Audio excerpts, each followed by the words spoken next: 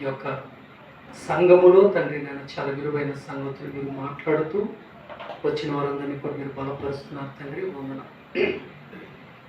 కొన్ని మాటలు మీరు ధ్యానించుండగా నాతో మాతో మా అందరితో మీరు మాట్లాడండి. వినగల చెవులను గ్రహింపగల మనస్సును మాకు దయచేయమని తండ్రి. ప్రభువా, నువ్వు ఏ పాటి వారము తండ్రి, ఎక్కడ వారము తండ్రి, మమ్మల్ని అందరినీ కూడా మీరు ప్రేమించి ఏ విధముగా సమకూర్చి తండ్రి ప్రభువా మిమ్మల్ని కనపరిచే కృప, మీరు ఆనందించే ధన్యత మాకు ఇచ్చినందుకు వందనాలు తండ్రి. మీరే మమ్మల్ని ఇంకొన బలపరచండి, దీవించండి. ఈ సంఘాన్ని నానాటికి అభివృద్ధి పరచండి. సంఘానికి నాయకులుగా ఉంటున్న నీ కుమారుడిని ప్రభు బలపరచండి. పరిచారకులుగా ఉంటున్న వారందరినీ కూడా దీవించండి.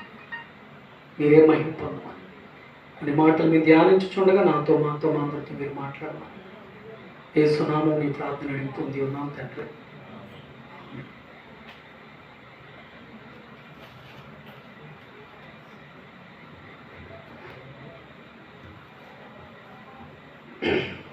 మొదటిగా ఈ సమయం నాకు అనుగ్రహించిన తండ్రి అయిన దేవునికి యేసుక్రీస్తు వారి పేరట స్తుతులు స్తోత్రాలు చెల్లిస్తున్నాను.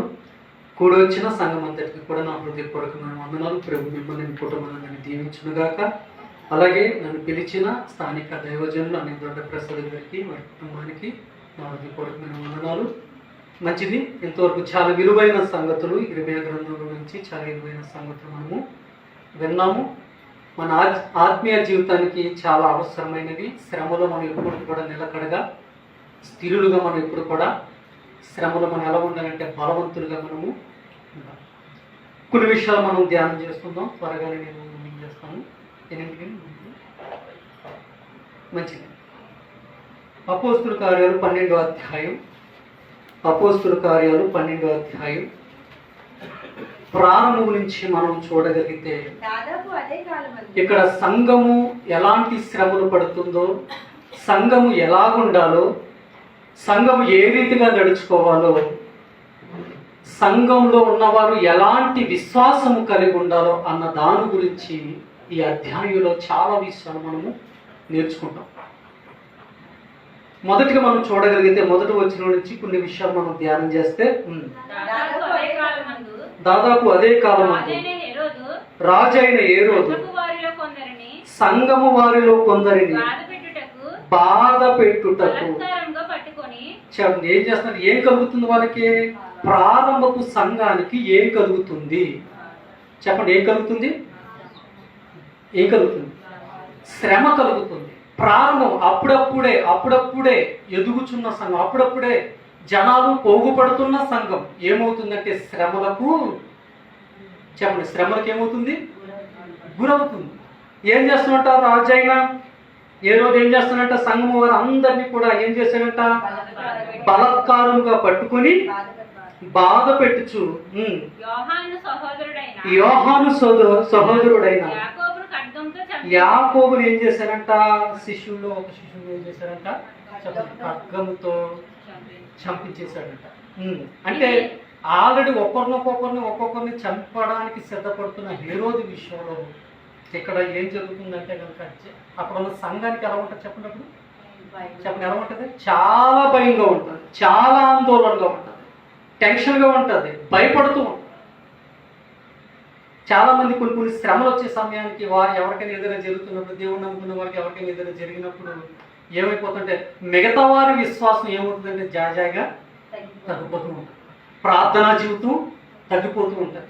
ఎవరికైనా మాటికి ఏదైనా శోధనలు కానీ, శ్రమలు కానీ, ఇబ్బందులు కానీ, ఇబ్బులు కానీ ఏదైనా సంభవించే సమయానికి కొంతమందిలో ఆటోమేటిక్గా ఏమైపోతామంటే భక్తి ఏమైపోతామంటే వాళ్ళు అంత భక్తి చేస్తున్నారు, వాళ్ళంత ప్రార్థనా పరులు, దేవుని వాక్యాన్ని ఎప్పుడు ధ్యానించేవారు, దేవుడి సన్నిధికి మానక తప్పక ఎప్పుడు వెళ్ళేవారు. వారి జీవితంలో వారి కుటుంబంలోనే ఇన్ని సంభవించినప్పుడు మనం ఎంత ప్రార్థన చేస్తే మనకేముంది, ఎంత భక్తి చేస్తే మనకేముందని చెప్పేసి విశ్వాస జీవితంలో కూడా చాలా మంది తగ్గిపోయేవారు కూడా చాలా మంది, లేని వారు ఉన్నవారు కూడా చాలా మంది ఉన్నారు. కానీ ఇక్కడైతే సంఘం అయితే ఏం చేస్తున్నట్ట? దాని తర్వాత చెప్తున్నాడు, యూదులకు ఇష్టమైన కార్యం అంటే ఏంటా కార్యము చెప్పండి? ఏంటా కార్యం? సంపడం, సంఘాన్ని చెదరగొట్టడం, సంఘాన్ని గలిబిలి చేయడం, నరహత్య చేయడం. అది ఏంటంటే యూదులకు చెప్పండి, యూదులకు ఇష్టమైన కార్యం అంట. పేతురు కూడా పట్టుకొనెను. ఆ దినమున రొట్టెల పండుగ దినములు అతన్ని పట్టుకొని చెరసాల్లో వేయించి పస్కా పండుగ అయిన పిమ్మట ప్రజల ఎదురుగా అతను తేవాలని ఉద్దేశించిరి. అతనికి కావలి ఎనుటకు 4 చతుష్టయములు సైనికులను అతనికి అప్పగించాను. ఎవరిని పట్టుకున్నారంట? చెప్పండి, ఎవరిని పట్టుకున్నారంట? పేతురు గారిని కూడా పట్టుకున్నారంట. ఆయన కూడా ఏం చేద్దామని ఇప్పుడు చెప్పండి, ఆయన కూడా ఏం చేద్దామని? చంపేద్దామని. ఆయనను కూడా చంపేద్దామని అక్కడున్న వారు చాలా ఉద్దేశం కలుగుతుంది. కానీ జరిగిన సంగతి ఏంటి తెలుసా? పేతురు చెరసాలలో ఉంచబడెను. సంఘమైతే చూడండి, సంఘం ఏం చేస్తుందంట? సంఘ నాయకుడేమో చెరసాలలో వేయబడ్డాడు. అప్పుడే సంఘానికి చాలా హింస కలుగుతుంది. ఈ హింస కలిగే సందర్భములో సంఘం అయితే ఏం చేస్తుందంట? చూడండి, సంఘం అయితే ఏం చేస్తుందంట? పేతురు చెరసాలలో ఉంచబడేను. సంఘం అయితే అతని కొరకు అత్యాశక్తి. ఆసక్తి వేరు, చెప్పండి, ఆసక్తి వేరు, అత్యాశక్తి వేరు. ప్రార్థన వేరు, అధిక ప్రార్థన వేరు. విశ్వాసం వేరు, బలమైన విశ్వాసం. సంఘం అయితే ఏం చేస్తుందంట? చూడండి, సంఘం అయితే ఏం చేస్తుందంట? అత్యాశక్తితో ఎవరి కొరకు? దైవజనుడు కొరకు ప్రార్థన చేస్తుంది. ఏంటి, మనం చాలా మంది వాక్యం చెప్పటం చాలా మంది ముందుకు వస్తున్నారు. ఎందుకంటే ఒక దైవజనుడు అన్నారు, దేవుడు గురించి చెప్పేవారు చాలా మంది ఉన్నారంట, దేవుడితో మాట్లాడేవారు చాలా తక్కువ మంది ఉన్నారు. దేవుడి గురించి మాట్లాడమంటే ఎవరైనా చెప్పగలరు, ఎవరైనా ఏదైనా చెప్పగలరు. కానీ దేవుడితో మాట్లాడేవారంట చాలా తక్కువగా ఉన్నారు.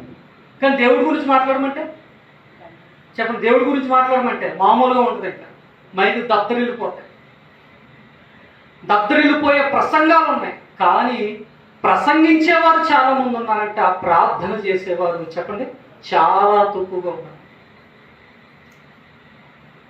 చాలా తక్కువగా ఉన్నారు. అంటే ప్రార్థన జీవితం ఎందుకంటే బిజీ షెడ్యూల్లో చాలా మందికి తగ్గిపోయింది. ఏంటి తెలుసా? ప్రార్థన. ఏ తగ్గిపోతుంది? ఆసక్తి, విశ్వాసం. ఈ బిజీ షెడ్యూల్, ఉదయం లేవడం సాయంత్రం వరకు పనులో నిమగ్నమైపోవడం రావు, తగ్గిపోతుంది. కానీ ఏం తగ్గిపోతుంది? ఆసక్తి తగ్గిపోతుంది, ప్రార్థన తగ్గిపోతుంది. కానీ ఇక్కడ సంఘానికి ఏమన్నాడు చెప్పండి?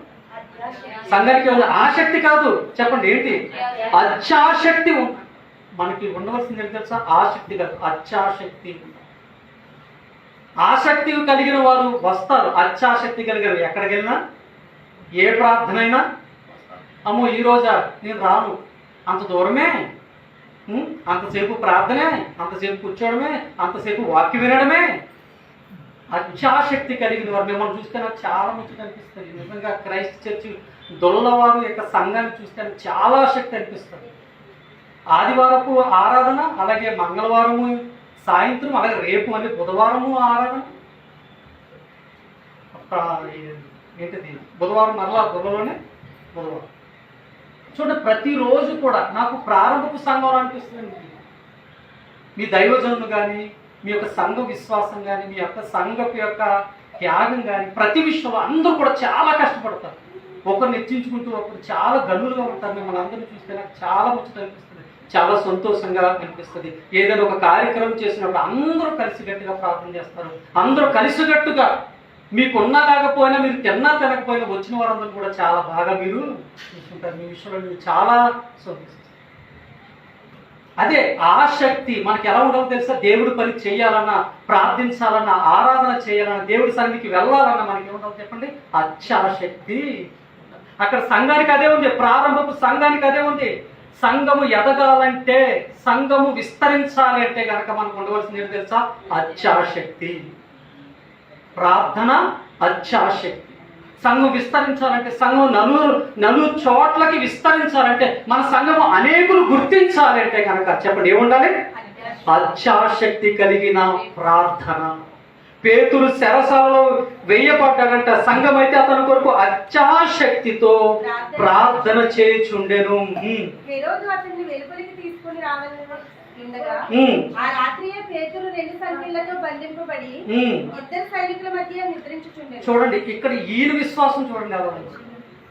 చంపేస్తారు అని అన్నానికి ఎవరికైనా నిద్ర పడుతుంది అసలు చెప్పండి.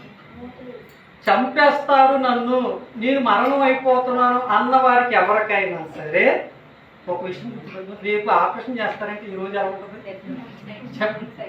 రేపు సర్జరీ అంటే ఈ రోజు ఎలా ఉంటుంది? నిద్ర అవుతుందా?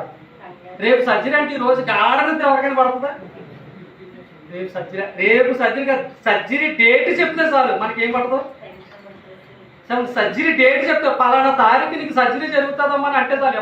ఆ డేట్ ఎప్పుడైతే మన చెవున పడిందో అప్పటి నుంచి మనకి ఏముండదు చెప్పండి, ఏముండదు, నిద్రే. కానీ ఆయన విశ్వాసం చూడండి ఎలా ఉందో. ఆయన మరణంలోకి వెళుతున్నారు, మరణంలోకి తీసుకువెళతారన్న ఆ గడియలు సమీపంలో ఉన్నాయని తెలిసినప్పటికీ కూడా సైనికుల మధ్యన ఎలా ఉన్నాడంటే ఆయన చెప్పండి. సైనికుల మధ్యన ఎలా ఉన్నాడు? నిద్రించుచున్నాడంట. సైనికుల మధ్యన నిద్రించుచున్నాడంట. మరియు కావలి వారు తలుపు ఎదుట చెరసాలను కాచుకొనుచుండిరి. ఇదిగో ప్రభుదూత అతని దగ్గర నిలిచాడు. అతను ఉండిన గదిలో వెలుగు ప్రకాశించెను. దూత పేతురుడు పక్కను తట్టి ఏం చేస్తుందంట? అసలు మామూలుగా దూత రాగానే అతను ఎలా ఉండాలి అసలు చెప్పండి? ఎలా ఉండాలండి? మెరుగుగా ఉండాలి, నిద్ర ఉండాలి. అసలు రేపు ఏం జరుగుతుందో, నేను ఎలా రేపు ఈ సమయానికి నేను ఎలా అయిపోతాను, ఏమైపోతాను అన్న టెన్షన్ నిద్ర పట్టదు. మెలుగుగానే ఉండాలి. మెలుగుగా ఉండవలసిన అతను మెలుగుగా లేడు. ఎలా ఉన్నాడు తెలుసా? చక్కగా నిద్ర. దోత వచ్చి లెగ్గొడుతుందంట. ఎవరిని? పేతురు గారిని. బాబు పైకి లేకుండా ఏంటి లెగ్గొట్టడం ఏంటండి? ఆటోమేటిక్గా ఆయన ఎలా ఉండాలి? ఇప్పుడు లెగిసి ఉండాలి, మెలుగుగా ఉండాలి. దోత ఎప్పుడు వస్తుందా, లేకపోతే దేవుడు ఎప్పుడు వస్తాడు, ఎప్పుడు నన్ను విడిపిస్తాడా అన్న ఆలోచన ఉండాలి. కానీ అవి ఏమీ లేదు. భక్తులకున్న ఆలోచన ఏంటంటే బ్రతుకుట క్రీస్తే చావైనా. వారికి విశ్వాసం అలాగా. శ్రమైనా సరే మాకు సంతోషమే, శ్రమైనా సంతోషం. అందుకే ఒక గానో సందర్భంలో పేతురును పౌలు గారిని శీల గారిని ఏం చేస్తారంటే 16వ అధ్యాయంలో 23వ వచనంలో వారిని శుభ్రంగా కొట్టి ఏం చేస్తారంటే చెరసాల్లో వేసేస్తారు. కాళ్ళకి ఏం చేస్తారు? బండలు. వాళ్ళు ఏం చేస్తారు చెప్పండి? అసలు ఆ టైంలో పాటలు వస్తాయి? అసలు ఆ టైంలో పాటలు వస్తాయా చెప్పండి? ఆ టైంలో పాటలు వస్తాయా? ఇప్పుడు బాధ కలిగి శ్రమలో ఎవరైనా ఆనందంతో ఎవరైనా పాటలు పాడతారు? కానీ విశ్వాసం కలిగిన వారు పాటలే పాడతారు. ఎందుకంటే ఆ టైంలో కూడా దేవుణ్ణే శ్రమైన, బాధైన, కష్టమైన, ఇరుకులైన ఏదైనా సరే మాకు ఎవరున్నారో తెలుసా? నా దేవుడు ఉన్నారు. ఆ ధైర్యం మాకు ఎవరు లేకపోయినా పర్వాలేదు, ఎవరు నిందించినా పర్వాలేదు, మేము చేసేది మంచి కనుక ఎవరు మాకు వ్యతిరేకమైపోయినా పర్వాలేదు, మేము బాధపడినా పర్వాలేదు, మేము దెబ్బతిన్నా పర్వాలేదు, మాకెవరున్నారు తెలుసా? మా దేవుడు. అప్పటికే వారిని బాగా కొట్టారు, చెప్ప కొట్టారు. కానీ పౌలు శీల ఏం చేస్తారంట? పాటలు పాడుచు ఏం చేస్తారంట? ప్రార్థన చేస్తున్నారు. పాటలు పాడుచు దేవుణ్ణి ప్రార్థన చేస్తున్నాడు. చూడండి నా మాట ఉంది, చూడండి 23వ వచనం 16వ అధ్యాయం 23వ వచనం అపోస్తుల కార్యం 16వ అధ్యాయం 23వ వచనం. మళ్ళీ ఇక్కడికి వద్దాం. వారిని చెరసాలలో వేయించి భద్రముగా కనిపెట్టవలనని చెరసాల నాయకునికి ఆజ్ఞాపించిరి.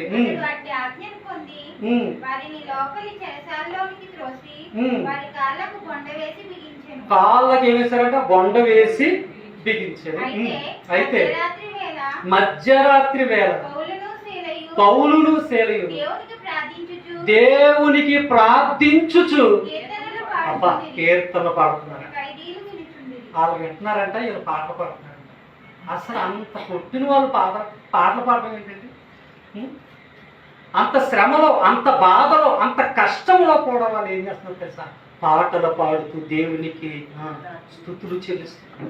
ఖైదీలు ఏం చేస్తారంట? వెళ్తున్నారు. ఏంటనైనా ఎంత బాధలో కూడా వీళ్ళు ఎలా ఉన్నారు, ఎంత శ్రమలో కూడా ఎలా ఉన్నారు, చాలా సంతోషంగా ఉన్నారు. నిజంగా వీరు నమ్మిన దేవుడు చాలా అండి. మన శ్రమలోని మన బాధలోని మనం ఎలా ఉండాలో తెలుసా, ధైర్యంగా ఉండాలి. మన ఇరుగు పొరుగు వారు చూసి ఎంత బాధలోని ఎంత కష్టంలోని ఎలా ఉంటున్నావు నువ్వు అసలు, ఎంత ఇబ్బందులో నువ్వు ఎలా ఉంటున్నావు అసలు, నిన్ను చూస్తుంటే మాకు నిద్ర ఆడతలేదు, నువ్వు చక్కగా నిద్ర అవుతున్నావు, ఏంటివి ధైర్యం. అప్పుడు నువ్వు చెప్పాలి, నాకు చెప్పు, నాకు ఎవరున్నారు, నాకు నా దేవుడు. పర్వాలేదు, ఎంతటి శ్రమ అయినా పర్వాలేదు, ఎవరున్నారు తెలుసా, అన్నీ చూసుకుని నా దేవుడు నాకు.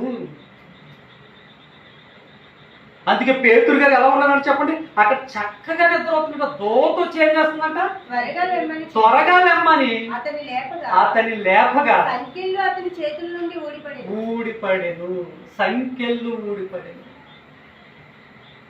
ఎప్పుడు కూడా మనం విశ్వాసంలో ఏమాత్రం కూడా వెనకడుగు వేయకూడదు.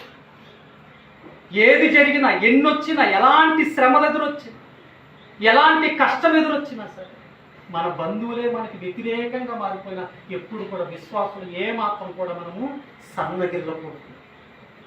పేతురు అంత శ్రమలో కూడా, అంత బాధలో కూడా చెప్పండి ఎలా ఉన్నాడు తెలుసా, చక్కగా నిద్రవుతూ దోత వచ్చి లేకొట్టే పరిస్థితిలో ఉన్నాడట. దోత వచ్చి లేకొట్టగానే అతనికి ఏమైనా సైకిల్ ఏమైనా చెప్పండి. ఎప్పుడు నీకు బంధకాల నుంచి విడిపించబడతావు తెలుసా, ఎప్పుడు నువ్వు బంధకాల నుంచి విడిపించబడతావంటే కనుక విశ్వాసంలో దృఢంగా ఉన్నావు. విశ్వాసంలో ఎలా ఉంటుందో చెప్పండి, దృఢంగా ఉన్నప్పుడు, విశ్వాసంలో బలంగా ఉన్నప్పుడు నీకు ఏదైతే ఎదురొచ్చిందో ఆ ఎదురైనది బంధకాలు, ఎలాంటి బంధకాలు అవన్నీ కూడా పటాపంచలే. అది దానికి కారణం ఎవరో తెలుసా, నీ విశ్వాసం. చూడండి ఏం జరిగింది. అప్పుడు దూత అతనితో నువ్వు నడుము కట్టుకొని చెప్పులు తొడుక్కోమని, అతడు అలాగు చేసిన తర్వాత దూత నీ వస్త్రము పైన వేసుకొని నా వెంబడి రమ్మని అతనితో చెప్పగా అతడు వెలుపలికి వచ్చి దూత వెంబడి వెళ్ళి దూత వలన జరిగినది నిజంగా, అంటే నిజంగా జరిగిందని అంటే అప్పుడు దాకా అతను ఏమనుకుంటున్నాడు, అది కళ అనుకుంటున్నాడు, ఏదో దర్శనం అనుకుంటున్నాడు, అది అనుకుంటున్నాడు, అది దర్శనం అనుకుంటున్నాడు, అది ఇప్పుడు దాకా ఏదో దర్శనం అనుకుంటున్నాడు, అది రియాలిటీగా జరిగిందని అనుకుంటున్నాడు అతను. అంటే మీరు దాన్ని బట్టి అర్థం చేసుకోండి అతను ఎంత బాగా నిద్రపోయాడు, ఎంత బాగా నిద్రపోయాడు చూడండి. విశ్వాసంలో ఉన్నవారు ఎప్పుడు కూడా జడయరు, భయపడరు. దానియేలు గారిని కూడా మనం చూడగలిగే, దానియేలు గారు పక్కనే ఉన్నాయి, పక్కనే ఉన్నాయి, పక్కన ఏమున్నాయి, సింహాలు ఉన్నాయి. సింహాల మధ్యన ఎలా ఉన్నాడు, ధైర్యంగా ఉన్నాడు. సింహాల మధ్యన ధైర్యంగా ఉన్నాడు. ఆ ధైర్యం ఎలాగొచ్చింది అతనికి అంటే విశ్వాసం. నేను నా దేవుడు పక్షాన, నా పక్షాన నా దేవుడు ఉన్నాడు, సింహాలు కూడా నన్ను ఏమి. రాజు భయపడ్డాడు, రాజుకి నిద్ర అట్లేదంటే ఎంత విషయం, అది ఎవరికి నిద్ర అట్లేదు, రాజుకి నిద్ర అట్టగా అక్కడ జరగవలసిన కార్యక్రమాలన్నీ ఆపేశాడంట, తినలేదంట. నా దానియేలు ఏమైపోతాడో అని భయం ఎవరికే. కానీ దానియేలు మట్టికి ఎలా ఉన్నాడు అక్కడ చెప్పండి, ఎలా ఉన్నాడు, కుక్క పిల్లల దగ్గర కూర్చున్నట్టుగా కూర్చున్నాడు. కుక్క పిల్లల దగ్గర కూర్చున్నట్టుగా కూర్చున్నాడు. విశ్వాసం కలిగిన వారు అలాగే, విశ్వాసం కలిగిన వారు ఏనికి భయపడతారు. చూడండి ఇప్పుడైతే అక్కడ ఏం జరిగిందో చూడండి. మొదటి కావలిని రెండో కావలిని దాటి పట్టణమునకు పోవు, దానంతటక అదే తెరుచుకొనెను. వారు బయలుదేరి వీధి దాటిన వెంటనే దూత అతనిని విడిచిపోయాను. పేతురుకు తెలివి వచ్చి, అంటే ఇప్పటికీ కూడా ఎలా ఉన్నాడు, ఇంకెలా ఉన్నాడు, ఇంకా మొత్తులోనే ఉన్నాడండి. అంటే భయం లేదా నీకు పేతురు అంటే భయపడతాడు. నాకెవరున్నారు తెలుసా, కానీ గానో సందర్భాలు బట్టి యేసుక్రీస్తు వారు అప్పగప్పబడిన తర్వాత ఏమయ్యాడు? అతను భయపడ్డాడు. దేనికి భయపడ్డాడు? మరణానికి భయపడ్డాడు. ఈయన తీసుకెళ్ళిపోతున్నారంటే నన్ను కూడా తీసుకెళ్ళిపోతారు, ఈయన చంపేస్తున్నారంటే మమ్మల్ని కూడా చంపేస్తారు. అప్పుడున్న భయము తర్వాత ఏమైపోయిందో తెలుసా? విశ్వాసంలో ఎలాగైపోయాడు? స్థిరుడుగా బలపరచబడ్డాడు. అంటే ప్రారంభంలో ఎలా ఉన్నా సరే నానాటికి మన విశ్వాస జీవితంలో ఎలాగైపోతుందో తెలుసా? బలహీనులు అవ్వకూడదు. ఎలా ఉండాలి చెప్పండి? ఎలా ఉండాలి? బలవంతులుగా మారు. పాలు తాగే స్టేజ్ నుంచి బలమైన ఆహారం తినే స్టేజ్కి మనం ఎదగాలి. ఇంకెప్పుడు కూడా పాలు తాగే స్టేజ్ కాదు. అంటే చిన్నప్పుడు తడబడుతూ నడిచామంటే ఏమంటారు చెప్పండి? చిన్నప్పుడు కదా తడబడి నట్టు. చిన్నప్పుడు నెత్తిగా మాట్లాడాడు అనుకోండి, ఏమంటారు చెప్పండి? ఏమంటారు? ముద్దుగా ఉంటాయి మాటలు. అదే పెద్ద అయిన తర్వాత కూడా తడబడుతూ చెప్తున్నాడు అనుకోండి, ఏమంటారు చెప్పండి? ఏమంటారు? ముందుగానే చేసేది కాదు అంటారా? తాడి పెరిగినట్టు పెరుగు, ఇంకా నీకు నడవడం కూడా రాదు. చిన్నప్పుడు మాట్లాడితే ముద్దుగానే ఉంటుంది, అది పెద్ద అయిన తర్వాత కూడా అలాగే మాట్లాడితే చెప్పండి? చిన్నప్పుడు మాట్లాడితే ముద్దుగా ఉంటుంది, పెద్ద అయిన తర్వాత మాట్లాడితే. ఇప్పుడు చిన్నప్పుడు చాలా మంది పిల్లలు బిస్కెట్ని ఏమంటారు చెప్పండి? ఏమంటారు? ఏదో అంటారు, బిస్కెట్లు ఏదో నెత్తిగా మాట్లాడతారు. అప్పుడు అవి ముద్దుగానే ఉంటాయి. కానీ పెద్ద అయిన తర్వాత కూడా అలాగే అంటున్నాడు అనుకో, వీడికైతే తేడా ఉన్నాడని అంటాడు. ఈ నచ్చికి ఎక్కడికి వైద్యుల దగ్గర తీసుకెళ్ళాలి. అంటే నానాటికి విశ్వాస జీవితంలో ఎలా ఉండాలంటే బలవంతులుగా మనం అయిపోవాలి. ఎన్ని వచ్చినా, ఎన్ని బాధలు వచ్చినా, ఎన్ని శ్రమలు వచ్చినా, ఎన్ని కష్టాలు ఎదురైనా సరే వెనకడుగు వేసే పరిస్థితి ఇంకా నేనే. ముందున్న నా దేవుడి వైపు చూసుకుంటేనే నా ప్రయాణాన్ని ముందుకు నేను ఎంతవరకు రక్షించిన దేవుడు ఇక మీదట కూడా నన్ను రక్షించడు. ఎన్నో శ్రమలో, ఎన్నో బాధలో, ఎన్నో కష్టములో నన్ను రక్షించిన దేవుడు ఇక మీదట కూడా నన్ను రక్షించగలడు అన్న విశ్వాసములో మనం ఎలా ఉండాలి తెలుసా? బలమైన వారిగా మనం ఏదైనా చిన్నది వచ్చినప్పటికీ వెంటనే ఏం చేస్తారు తెలుసా? అప్పుడు దాకా వచ్చిన ఏం చేస్తారు తెలుసా? వెంటనే ప్రార్థన మానేస్తారు. మా సంఘానికి కొంతమంది ఎలాంటి వాళ్ళు వస్తారంటే, ఒక వారం వస్తారు, దేవుడు మనకి ఏదైనా చేస్తాడు దేవుడు. అలా కొన్ని రోజులు వస్తారు, ఏదైనా అనుకున్నదో వారికి జరగలేదు అనుకోండి, మళ్ళీ ఏం చేస్తారు తెలుసా? రారేట. అంటే అవసరానికి దేవుడు అనమాట. అప్పుడు చేసిన దేవుడు ఇప్పుడు ఎందుకు చేయలేదు? ఇది చేయకపోవడానికి కారణం నాలో ఏదైనా లోపమా? నాలో ఏదైనా లోపం ఉందా? నేనేమైనా సరి చేసుకోవాల్సింది ఉందా? లేకపోతే అది నాకు ఇస్తే నాకు ఏదైనా ప్రమాదమా? ఇప్పుడు నేను అడిగింది అది నాకు ప్రమాదమేమో. ఎందుకంటే మనం కొన్నిసార్లు ఏదైనా ప్రార్థన చేసుకుని బయటకు వెళ్తూ ఉంటాం. చాలా మందికి అలవాటు ఉంటుంది, ఏదైనా ఎక్కడికైనా వెళ్ళేటప్పుడు ప్రార్థన చేసుకునే బయటికి అడుగుతారు.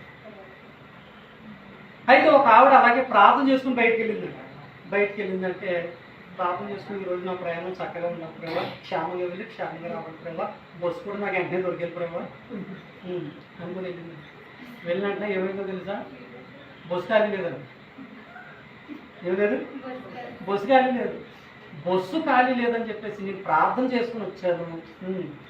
ఎందుకు బస్సు ఖాళీ లేదు? నేను రాగా నాకు ఏమైపోలేదు, బస్సు ఖాళీగా ఉండాలి, నాకు సీటు ఉండాలి, కానీ లేదు అని దేవుడి మీద ఏం చేసిందో తెలుసా?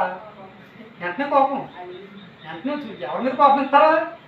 దేవుడి మీద. మనకి లోపుగా ఉన్నారని చెప్పిన ఆయనే ప్రతి చిన్నదానికి కూడా ఆయన మీద వెంటనే మనం అడుగుతాం.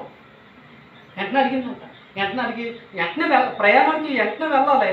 అవతల ఆవిడ ఎక్కడికి వెళ్ళాలి, అక్కడ అర్జెంట్గా వెళ్ళాలి. అయితే వెంటనే ఆటో కట్టించుకొని వెళ్తుంది. అప్పటికి బస్సు వెళ్తుంది. దారిలోకి వెళ్ళినట్టు ఏమైంది తెలుసా? ఆ బస్సు పంచర్ అయ్యి ఆగిపోయింది. ఆగిపోయిందంట. ఆ బస్సులో ప్రయాణికులు అందరూ కూడా ఆగిపోయారు. ఇప్పుడు ఆవిడకి మేలు జరిగిందా? మనం కొన్నిసార్లు మనం ప్రార్థన చేస్తాం, కానీ మనమే కంగారు ప్రార్థన చేస్తాం, కానీ ఎక్కడో మళ్ళీ దేవుడి మీద ఎక్కడో సొనుగుతాం. కానీ దేవుడు ఏది చేసినా మనకి మేలే. వాళ్ళు మా చర్చకు వచ్చిన వాళ్ళు అలాగే వచ్చేవారు. ఏదైనా జరిగిందనుకో ఉండేవారు, అలా కొన్ని రోజులు ఉండేవారు, మరలా ఏం జరగలేదు అనుకోలేదు. ఎందుకు జరగలేదు? ఏమైంది? కారణం ఏంటి? దేవుడు మాకు మంచి చేసాడము, మేలే చేసాడు అనుకున్న ఆలోచన వారికి తర్వాత ప్రారంభంలో అలా ఉన్నారు, తర్వాత విశ్వాసాలు బలపరచబడి ఇంక ఏదైనా ఆయన చిత్తం అన్నట్టుగా ఆ విశ్వాసులకు వారు అదే ప్రారంభం ఎలా ఉన్నా సరే తర్వాత ఎలా ఉండాలి తెలుసా? బలవంతులుగా మనము మార్చబడం. విశ్వాస జీవితంలో చాలా బలమైన వారిగా మనం అయిపోవాలి. ఎవరు టచ్ చేసిన మన విశ్వాసం ఎవరిని కూడా మనం ఏ పక్కడు మనము శద్రక్ మేషక్ అభివృద్ధిగోలు విశ్వాసం కూడా చూడండి. ఆ విశ్వాసం ఎలా ఉంటుంది? ఆ దృఢమైన విశ్వాసం, బలమైన విశ్వాసం ఎలా ఉంటుంది? చెప్పండి, ఎలా ఉంటుంది? అది కాపాడినా కాపాడకపోయినా రాజా ఆయన ఓకే. మమ్మల్ని రక్షించినా పర్వాలేదు, రక్షించకపోయినా పర్వాలేదు, మేము మట్టికి సాగిల పడము, నమస్కారం.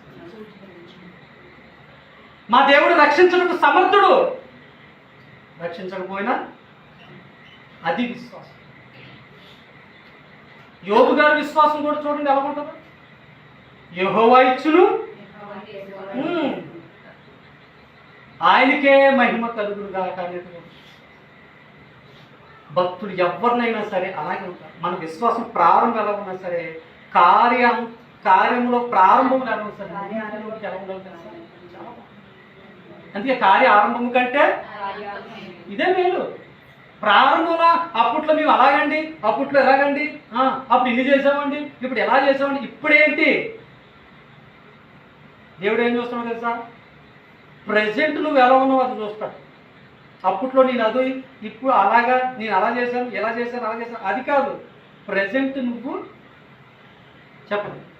దేవుడు సీనియారిటీ చూడదు. దేవుడు ఏం చేస్తాడు తెలుసా? సిన్సియారిటీ చూడదు. నేను అప్పట్లోనే అలాగండి, అప్పుడు ఎలా చేసేవాళ్ళు అండి, అప్పట్లో నువ్వు అలాగండి ఎలాగండి, అది కాదు. ఇప్పుడు ప్రజెంట్ నువ్వు ఎలాగున్నావు, ప్రజెంట్ ఎలా ఉన్నావు. భార్య భర్తల సంబంధం కూడా చూడండి. ప్రారంభంలో ఎలా ఉంటుంది, వారిద్దరు పిలుపు ఎలా ఉంటుంది చెప్పండి. ప్రారంభంలో వారి పిలుపు ఎలా ఉంటుంది, ప్రారంభంలో వారి పిలుపు ఎలా ఉంటుంది. నీళ్ళేటేమంటారండి అన్నట్టు ప్రారంభంలో. ఇతను కూడా ఫోన్ చేసి ఏమో తెమ్మంటారండి మీకు అంటాడు. ఏంటి యాండీ అంటాడు. దాని తర్వాత యాండ్లు ఇంకన్నీ ఏముండవు. ఇంకా నీకు ఫోన్ వచ్చినా సరే ఓయ్ నీళ్ళేటమంటావా అన్నట్టు. చల్లరిపోతున్న నీళ్ళు ఏంటి అన్నట్టు. కానీ చూడండి, అంటే ఎక్కడ తగ్గిపోతుందంటే ప్రారంభం ఎలా ఉందో తర్వాత కూడా అలా ఉంటేనే ఆ బంధం చాలా దృఢంగా ఉంటుంది. కాబట్టి విశ్వాస జీవితంలో కూడా ప్రారంభం ఎలా ఉందో తర్వాత కూడా అలాగే. ఇక్కడ పేతురు గారిని చూడగలిగితే, పేతురు గారి సందర్భాన్ని మనం చూడగలిగితే, ఆయన విశ్వాసం చూడగలిగితే చూడండి, ప్రారంభంలో చాలా పిరికిగా ఉండే అతను ఎంతటి విశ్వాసం ఎలా ఉన్నాడో చూడండి. పేతురుకు తెలివచ్చి ప్రభు తన దూతను పంపి హెరోదు చేతిలో నుండి యూదులను ప్రజలకు చేయని ఉద్దేశించిన వాటన్నిటి నుండి నన్ను తప్పించి ఉన్నాడని ఇప్పుడు నాకు నిజముగా తెలియనని అనుకునేను.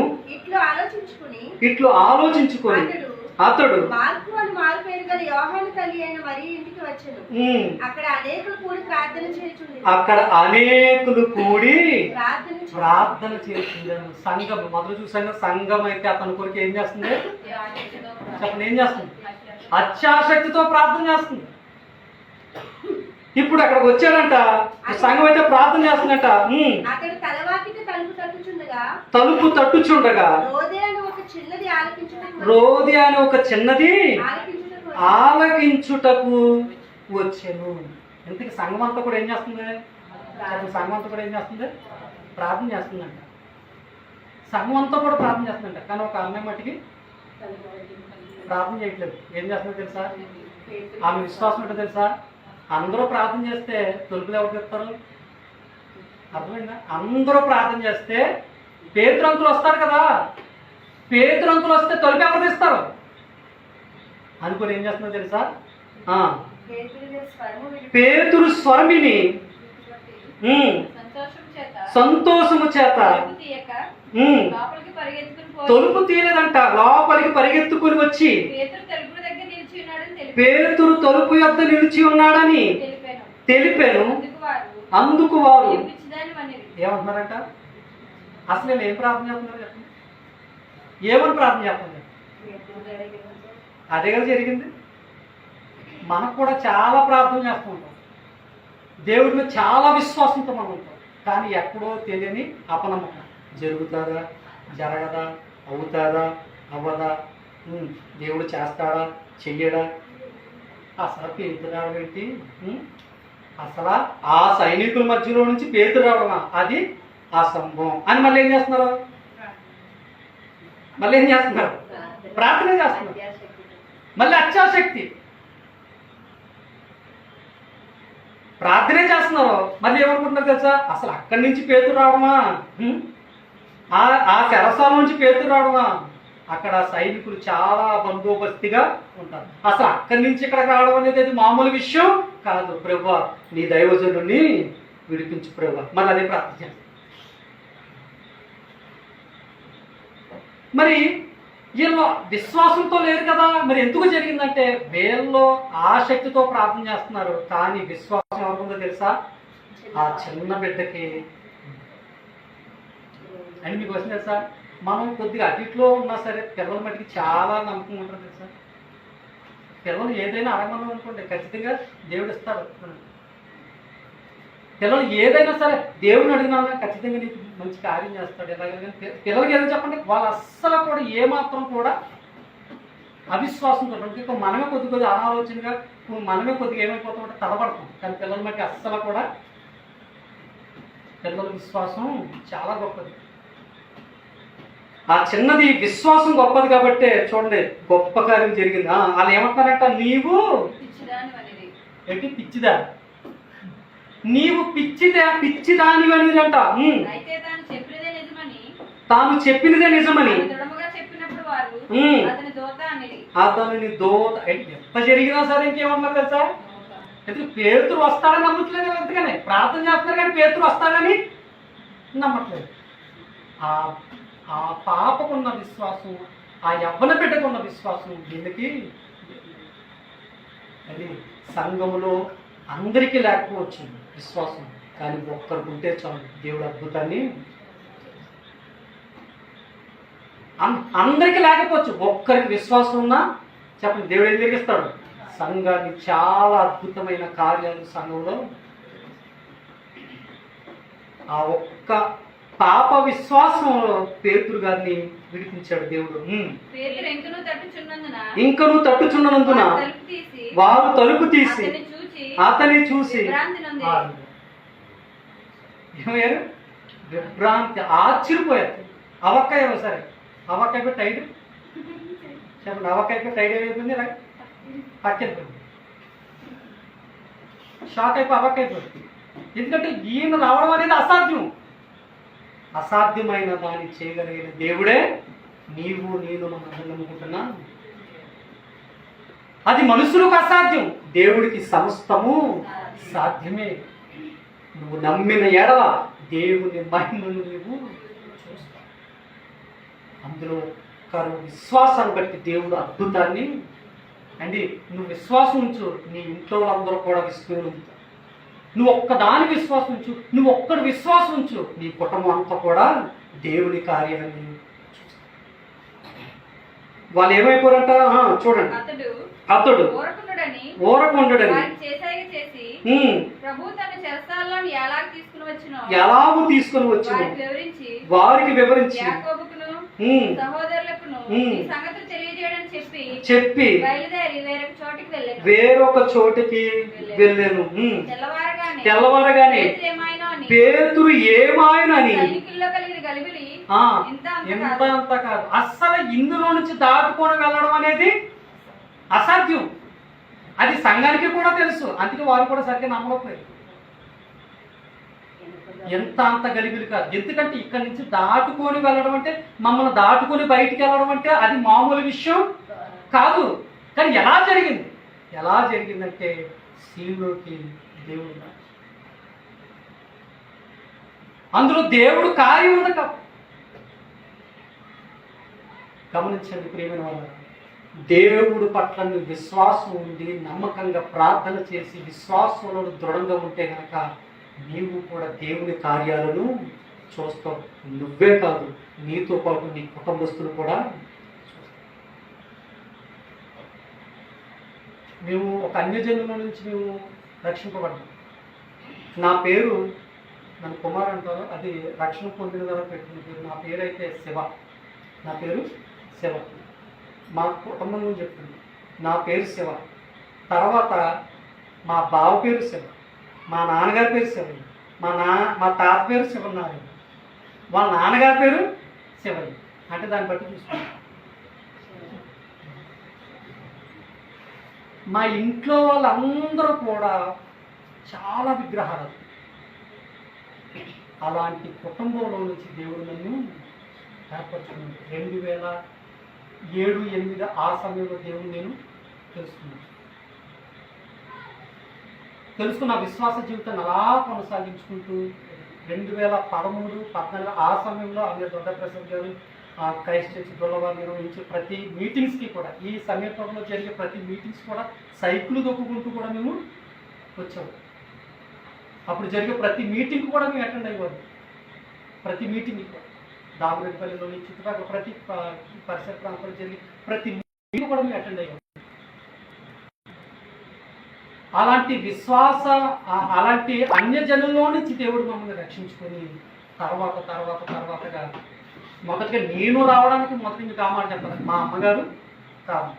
మా అమ్మగారు మా నాన్నగారికి ఒంట్లో బాగోకపోతే మీకు లాంటి వాళ్ళు ఎవరో దేవుడి గురించి చెప్తే ఎక్కడికి వెళ్ళమని చర్చికి వెళ్ళమని, మా నాన్నగారు బాగైన తర్వాత దేవుడి సన్నిధికి వెళుతూ మమ్మల్ని కూడా చిన్నప్పటి నుంచి కూడా అక్కడికెక్కడ తీసుకెళ్ళేవారు. కానీ దేవుడు తెలుసుకున్న తర్వాత మాకు ఊహ జాయిగా వస్తున్నప్పటికీ మాతో మోకరించడం, ప్రార్థన చేయించడం ఇలాంటివన్నీ కూడా అలవాటు.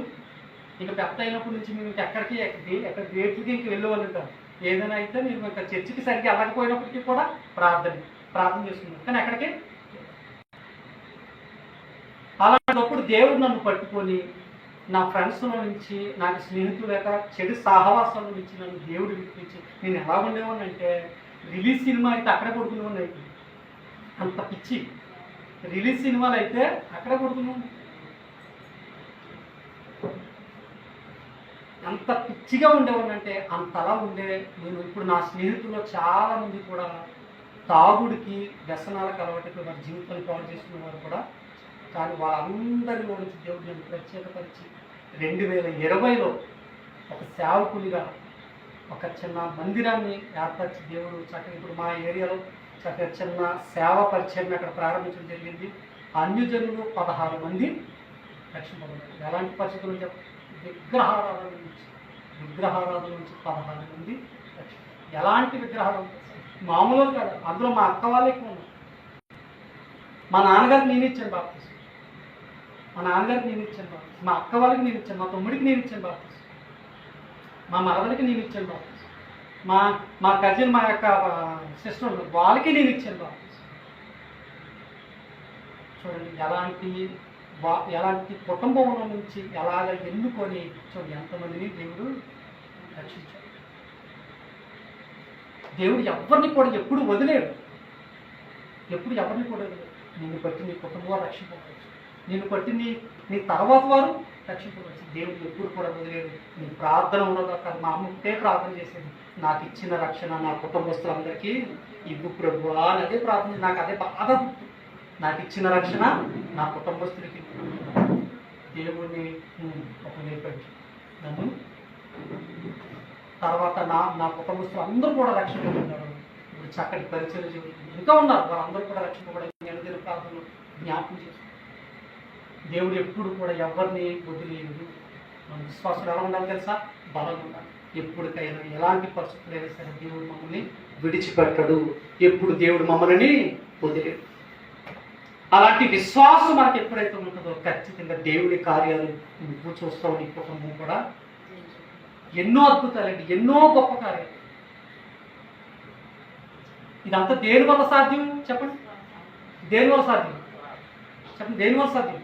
విశ్వాసం వల్లే సాధ్యం, ప్రార్థన వల్లనే సాధ్యం. పేతురు విడిపింపబడ్డాడు అంటే దేనివల్ల చెప్పండి? దేనివల్ల చెప్పండి? దేనివల్ల? ప్రార్థన, విశ్వాసం.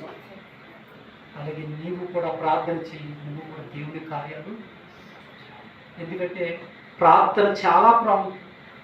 ఎందుకంటే ఇప్పుడు ఈ పొదువైపోతుంది ఏమి తెలుసా? ప్రార్థన.